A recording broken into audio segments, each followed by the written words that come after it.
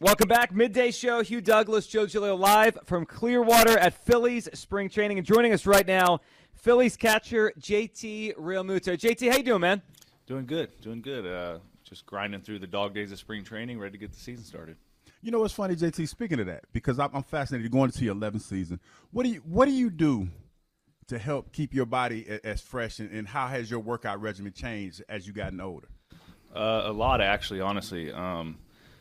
I've actually started working out more often as I've gotten older, just with less exercises in there. So when I was younger, I always loved working out as something that I enjoy doing, but I would kind of wait for my off days and then get like an hour-long big lift in, like really work hard on my off days, and then not really work out at all during the days I played. Now I've kind of learned to feel better throughout the whole season and just to be more consistent with my workouts. I just do it every single day.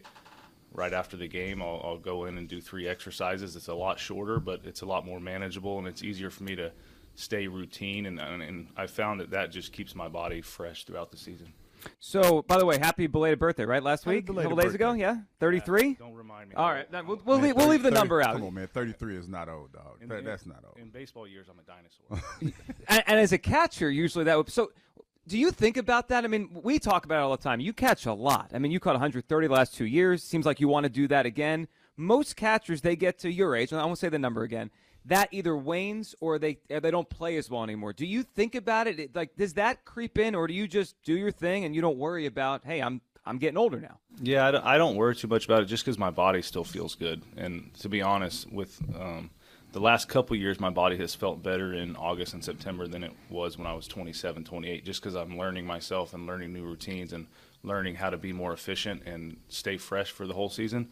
Obviously, Father Time's coming for all of us, so it's going to slow down eventually, but I haven't felt that yet, so I don't think about it too much. I just keep going, keep trying to keep my body in the best position that it can be to be productive throughout the whole season, and that's kind of all I really focus on right now. You know that number that you said that we can't say.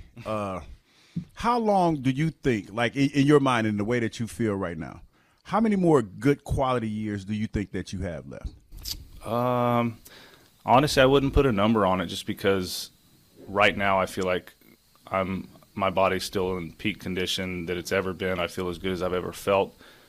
Realistically, like I want to play as long as I can, but I want to play as long as I can while still being productive. So once my production starts dipping, I'm not going to be a guy who's like, oh, I still got to play 140 games. Like I want to, it's not ego driven. I just want to be there to help the team, and when I'm the best option behind the plate, I want to catch as many games as I can to give my team a chance to win.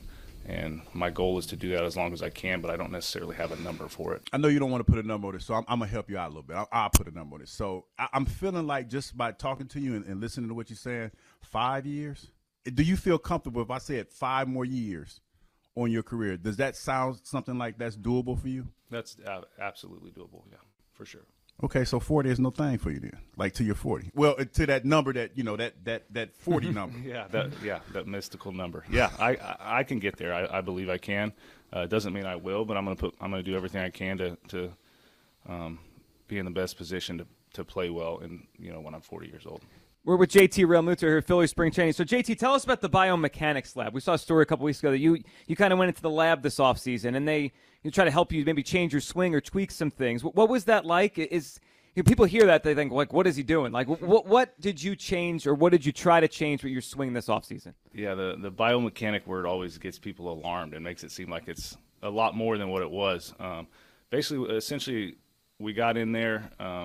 What it does is give you numbers and outputs that you can feel in your swing, but you can't necessarily see. So, like, what was happening over time, I had gotten to some swing flaws where my weight was getting a little too far back in my load.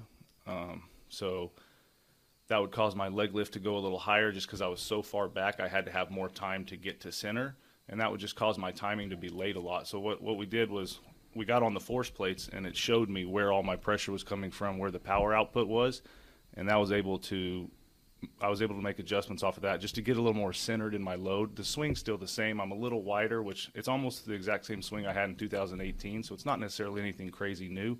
It's just kind of getting back to where I was when I felt my best, and that was a little more centered, a little more grounded, and able to use the forces of the ground more often. I'm kind of curious about that because how many repetitions does it take for you to get comfortable with the kind of new mechanics that you have with your swing? It was a lot, yeah. I started swinging almost 2 weeks after the season, so it was the fastest I've ever gotten into the cages in an off season, just because I knew I wanted to make some adjustments. I didn't feel good about my swing last year, so I don't know the number of swings, but it was 3 to 4 days a week every week early in the off season. And then as the off season progressed, it was even more. You know, you said something about like starting earlier in the season. Was that kind of driven by what happened at the end of last season? You know, since we're using a lot of innuendos, is that kind of one of the reasons why you got started a little bit early? Because, you know, the way the season ended kind of left a sour taste in your mouth?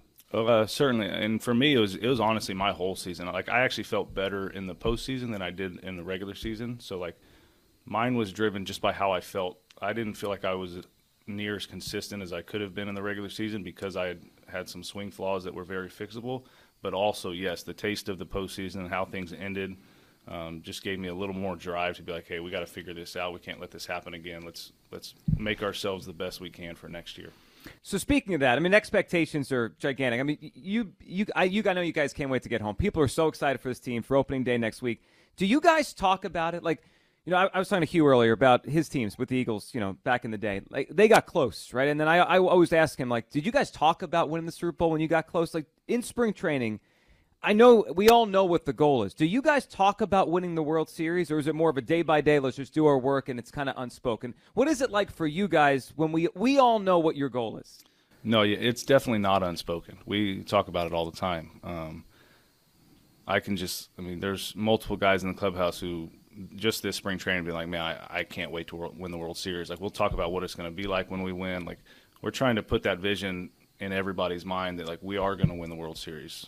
We had the vision last year. It obviously didn't happen for us. But if we stay together, if we stay healthy, if we keep that mindset, everybody in this clubhouse truly believes we will win a World Series, and that's the ultimate goal. So it's not some spooky monster in the corner that we don't want to talk about. It's like we talk about it every day. It's our goal. It's what we put in our minds, and it's what we want to achieve.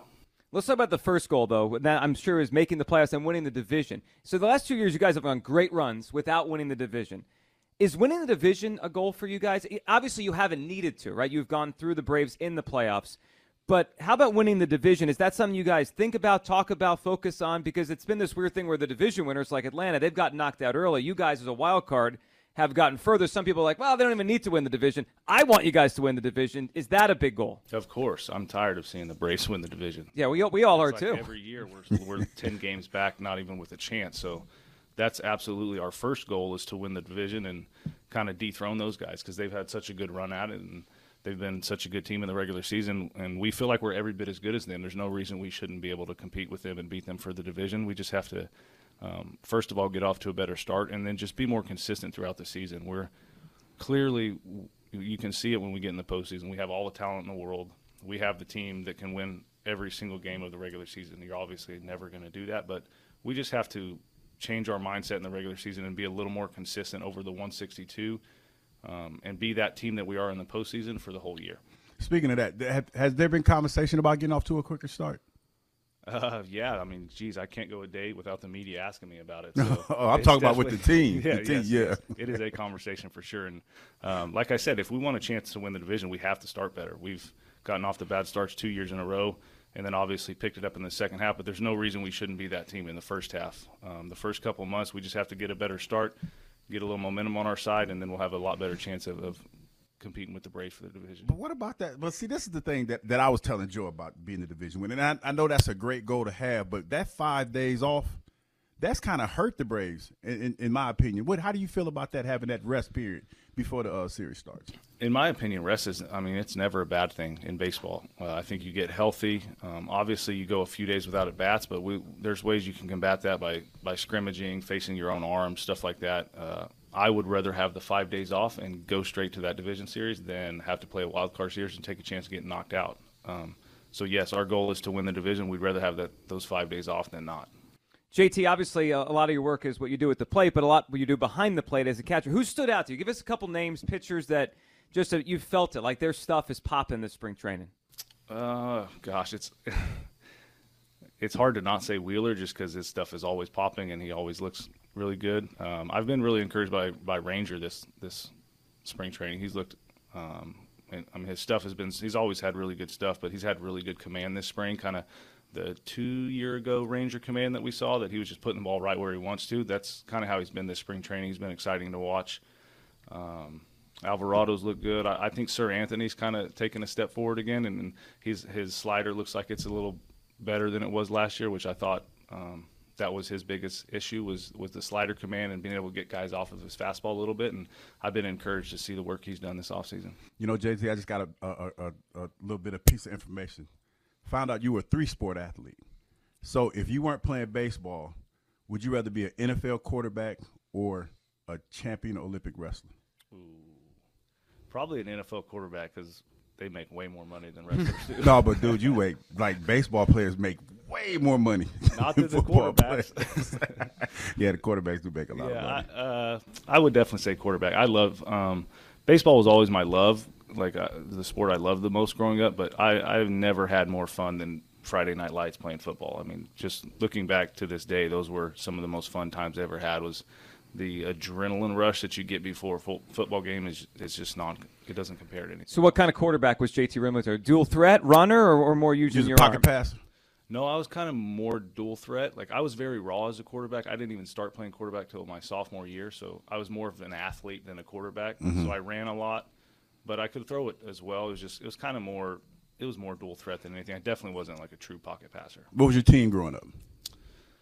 I didn't necessarily have an NFL team because I grew up in Oklahoma and we didn't have one. And I didn't want to root for the Cowboys just because everybody else did in Oklahoma. Seemed like you were destined for Philadelphia your whole life. Exactly. So like all my friends rooted for the Dallas Cowboys, but I never did. I was more of a college football fan. I was a big Oklahoma State Cowboys fan. Okay.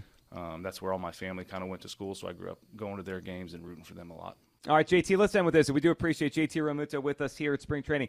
We always love the audio. We played it forever. The 13 more topper, right? When you guys made the playoffs in 2022, where did that come from? Was that just off the cuff? Like, is that really kind of set the stage for that postseason and what you guys did in the last 2 Octobers? That was the moment I felt that this city is like, man, they're back. The Phillies are back. What was that like when you gave that little speech there with topper 13 more? Yeah, it was a pretty special moment. Honestly, it just kind of naturally happened after we clinched in Tampa. I walked up to him and during the celebration, I was like, "Hey, we got 13 more wins. Let's do this." You know, it was just like a small conversation. I wasn't thinking anything of it, and he said, "Hey, I'm going to ask you in the celebration speech how many more wins we got, and you let the team know." And so it just happened then, and then after every single series, he didn't even mention it again. He just kept asking, and so it just kind of became this thing. And yeah, it was pretty cool. I enjoy being a part of that. Yeah, the countdown is awesome. JT, we appreciate you hopping on. Good luck this season, and we're all rooting for you, and we're expecting big things this year. Thank you, JT. Thanks, guys. Appreciate you. Phils.